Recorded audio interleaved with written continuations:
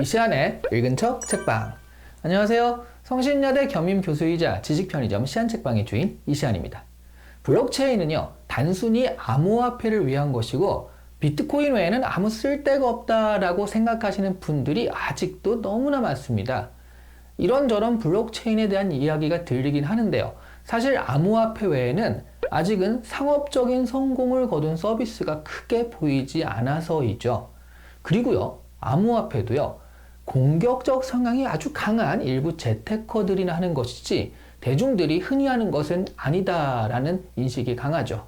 하지만 사실 블록체인은요, 재테크 하시는 분들만 알아야 하는 아주 매니악한 기술이 아니라요, 앞으로 인터넷의 새로운 모습이고요, 미래 시대의 사회 구조와 경제 체제의 기반이 되는 핵심 개념이라고 할 수 있습니다.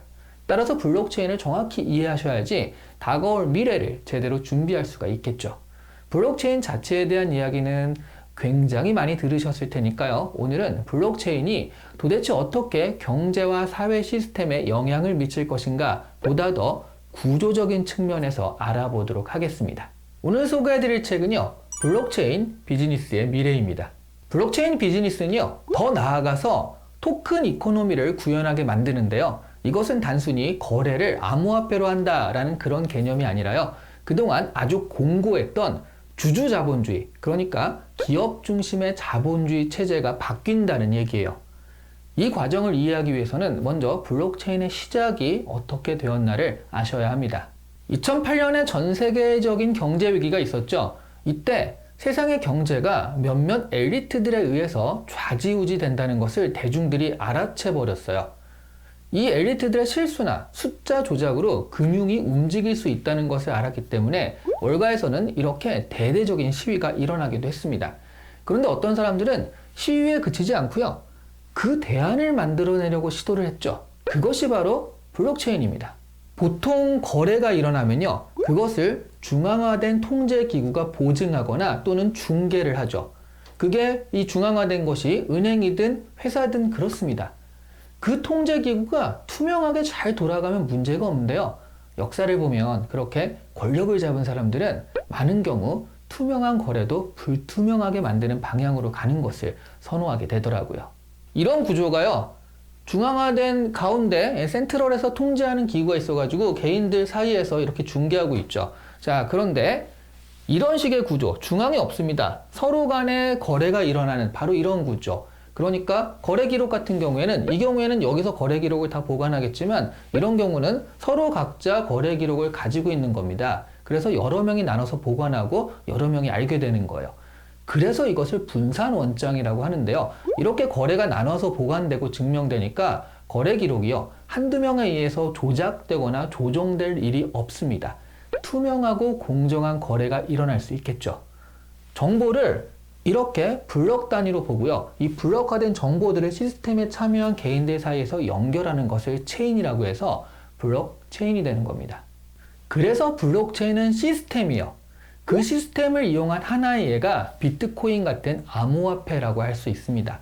암호화폐 거래 기록은요, 이렇게 서로 분산돼 가지고 분산 원장 시스템에 참여한 모든 사람들에 의해서 보증되기 때문에 안전한 거래가 되는 거죠. 이렇게 다른 사람의 거래를 보증해주는 사람들한테는 수고했다고 보상을 줘야 되잖아요. 그것이 바로 채굴의 개념입니다.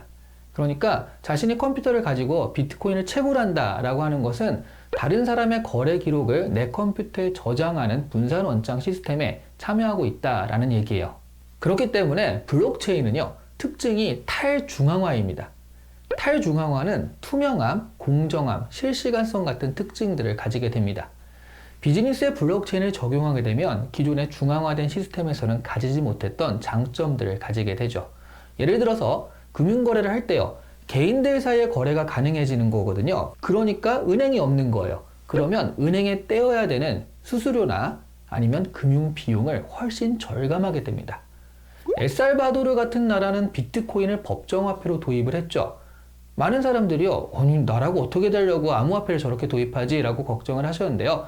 여러 가지 이유들이 있어요, 도입된 데는. 그런데 큰 이유 중에 하나가 뭐냐 하면 엘살바도르 국민 소득 중에 상당수가요, 미국으로 일하러 간 가족들이 본국에 송금하는 돈이라는 분석이 있습니다.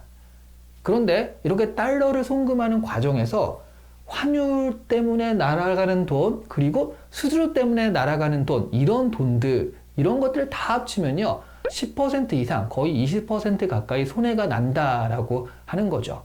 그런데 비트코인을 통해서 송금을 하면요, 이런 중간에서 떼어지는 돈이 절감돼요.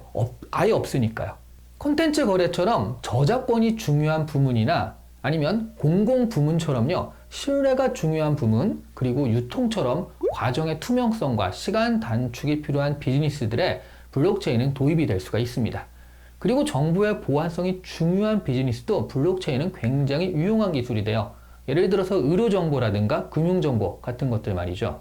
이렇게 블록체인으로 만들어지는 경제, 그리고 참여자들에게 토큰이라는 보상을 주면서 참여자들을 모두 시스템의 주인으로 만드는 경제를 토큰 이코노미라고 합니다.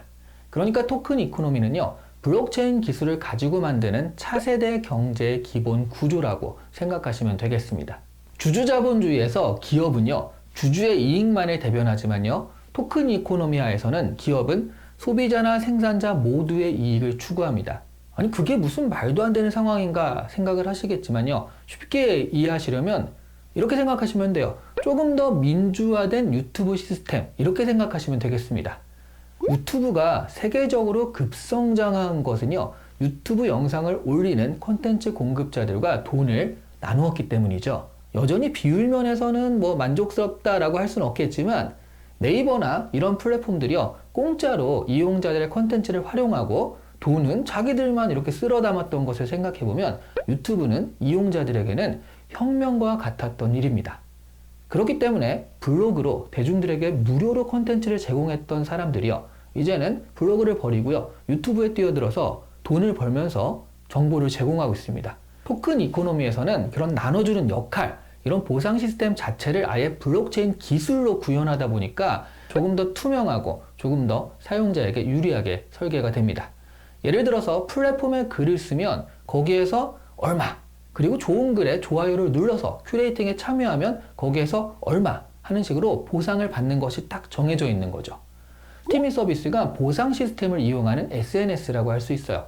아직 보완해야 하고요, 완성도 있게 구현하려면 조금 더 시간이 필요한 것이 사실이지만, 토큰 이코노미는 그 개념상으로 보자면 앞으로 지향할 수밖에 없는 모델이에요. 참여한 모든 사람들이 이익을 가져가게 되는 거니까요.